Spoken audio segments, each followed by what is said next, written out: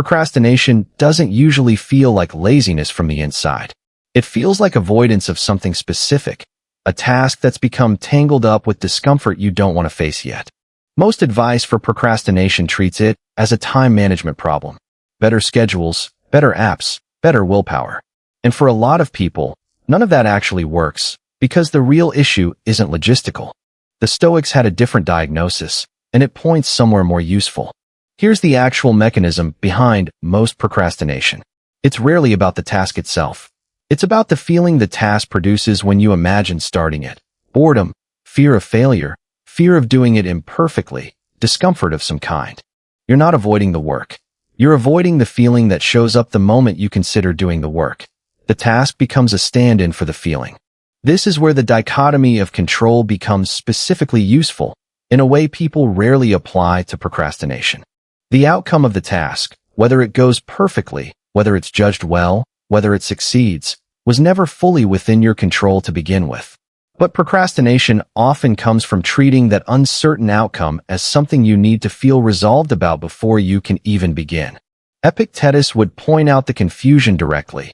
You're trying to control your feelings about a future result before you've even started the one thing that actually is within your control, the starting itself. Seneca wrote something relevant here too, about how people waste time as if they have an infinite supply of it, treating the present moment as disposable while imagining some more comfortable future moment will be easier to start in. That future moment, when it arrives, almost never feels easier. It's just another present moment, with the same discomfort waiting in it, now compressed into less available time. Here's a practical Stoic-based approach to this. First, name the specific feeling you're avoiding, not the task. Not, I don't want to write the report. Closer to, I'm afraid this won't be good enough, or this is going to be boring and I don't want to sit with that. Naming the actual feeling makes it something you can examine, rather than in vague cloud you keep circling around. Second, separate the outcome from the starting. The outcome, how it turns out, how it's received, is not fully within your control. The starting is completely within your control, right now, regardless of how the outcome eventually lands. Stop trying to feel good about the outcome before you begin. That feeling was never a prerequisite you were owed. Start regardless of it.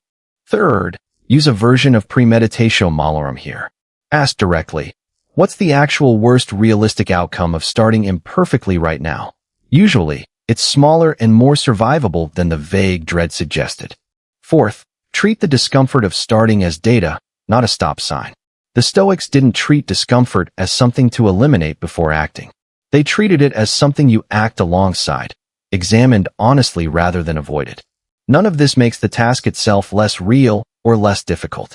But most procrastination isn't actually about the task's difficulty. It's about an unexamined feeling standing in front of the task, treated as if it needed to be resolved first. It doesn't. You can start uncertain. You can start uncomfortable. You can start without having resolved how it's going to turn out.